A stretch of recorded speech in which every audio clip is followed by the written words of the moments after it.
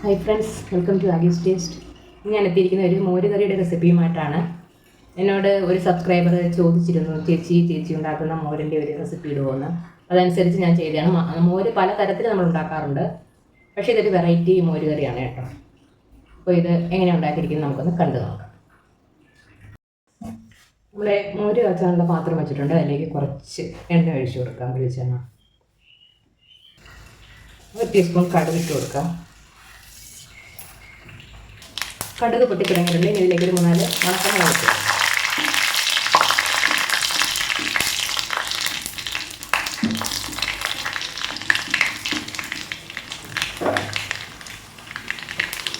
ഞാൻ അടുത്തായിട്ട് ഇതിലേക്ക് ഇട്ട് കൊടുക്കുന്നത് വെളുത്തുള്ളിയാണ്. ഞാൻ കല്ലിലൊന്ന് ചതച്ചെടുത്തത്, ഒരു 3-4 അല്ലി വെളുത്തുള്ളി അതിട്ട് കൊടുക്കാം.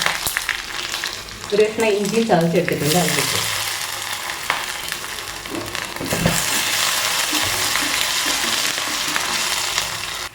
ഞാൻ അടുത്തായിട്ട് ഒരു 4 പച്ചമുളക് ഞാനൊന്ന് കല്ലിലൊന്ന് തട്ടി വെച്ചിട്ടുണ്ട് കേട്ടോ. നല്ലോണം ഒന്നും തളിച്ചിട്ടില്ല, വെറുതെ ഒന്ന്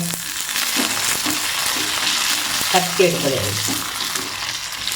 അതുകൂടെ ഇട്ട് കൊടുക്കാം. പച്ചമുളക് ഒന്ന് നോക്കട്ടെ.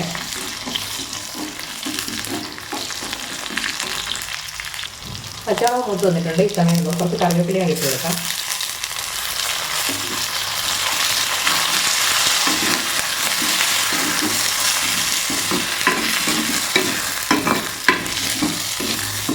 നമുക്ക് സ്റ്റൗ ഓഫ് ചെയ്യാം.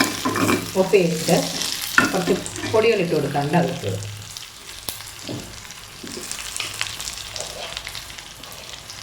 അര ടീസ്പൂൺ മഞ്ഞൾപ്പൊടി ഇട്ട് കൊടുക്കാം.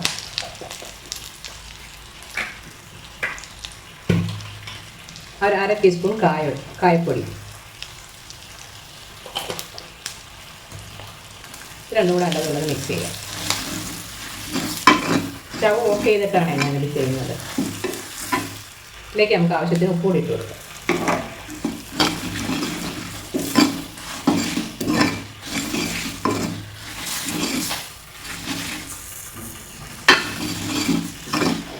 മഞ്ഞൾപ്പൊടിയൊക്കെ മൂത്ത മണം വന്നിട്ടുണ്ട്. ഈ സമയം നമുക്ക്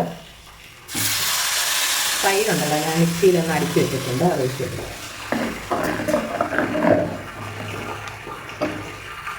മോരൊക്കെ ഇവിടെ ചൂടായി വന്നിട്ടുണ്ട്. ഇനി ഒരു ഐറ്റം കൂടെ ചേർക്കാറുണ്ട്.